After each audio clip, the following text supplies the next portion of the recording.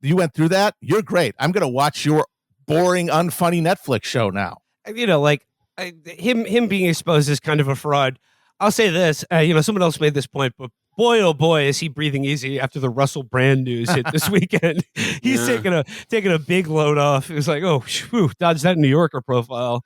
No one gives a shit about that anymore. Yeah, Russell Brand he dove in front of him.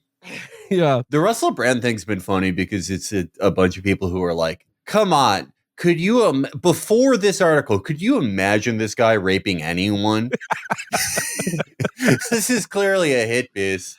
Well, that's the thing, is that this idea that he is being targeted because he's too dangerous to the regime, that just, it's like, I kind of get where the basis of that comes from, because, these kind of stories are organized, like somebody at a newspaper or a magazine is like, this guy, I'm going to look into him. And you're thinking, or you can argue if you're a certain frame of mind, oh yeah, they got a deep state call. You got to take out Brand. He's saying too much confusing gibberish to people. It's going to make them do something. The star of Get Him to the Greek has too much of a purchase on the youth of the West. But there's another thing. There's another possibility that just by being who he is, he's very annoying. And people decide, you know what? Maybe all the stories I heard about this incredibly annoying person that have permeated England for 20 years. Maybe I could check into some of those and say, oh, wow, look at that. The incredibly annoying person has some skeletons in their closet. Yeah. They went after him, but not because he's going to bring down the regime, because he's fucking irritating. Right. It's kind of half true in this way, right? Where it's these stories were out there before, but there was no impetus to do this because you could say, oh, he was useful to Paramount or Universal or whatever. He was in, right? Yeah. And now that he's not in anymore, now that he does the lowest form of entertainment, which is making YouTube videos arguing about medicine. Mm-hmm. Just, I don't know how anyone watches that. Look, if the vaccines make your dick fall off, I still wouldn't watch that stuff. It's so boring. I don't want to see anyone go oh, but there's Quando Rondo 5 in it. I don't give a shit. Shut the fuck up.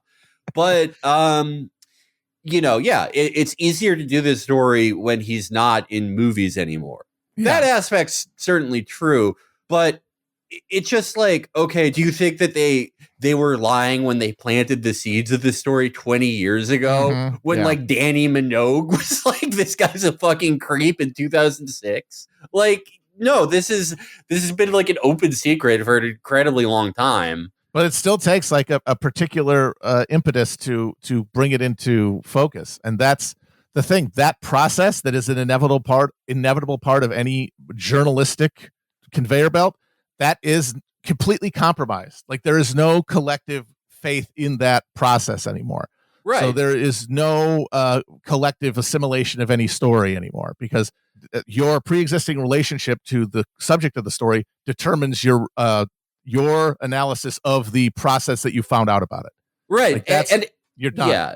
Yeah. And as such, all the people are oh, thank God, I'm not going to have to see him anymore. Unfortunately, you're mistaken, because if he was still in movies, yes, that might be the case. But if your audience is there to watch you argue about medicine, it does not matter what they say you did in an article. Yep. You're still going to see him. He's still going to be making those videos about that damn medicine. Yep. And you can walk around in your head thinking that Russell Brand is now talking about medicine and not starring in movies because he cares so much about the medicine. He cares just so darn much about America and the UK and the future. And that if he was still able to make movies, that he would not give a fucking shit about medicine, and he would be making movies.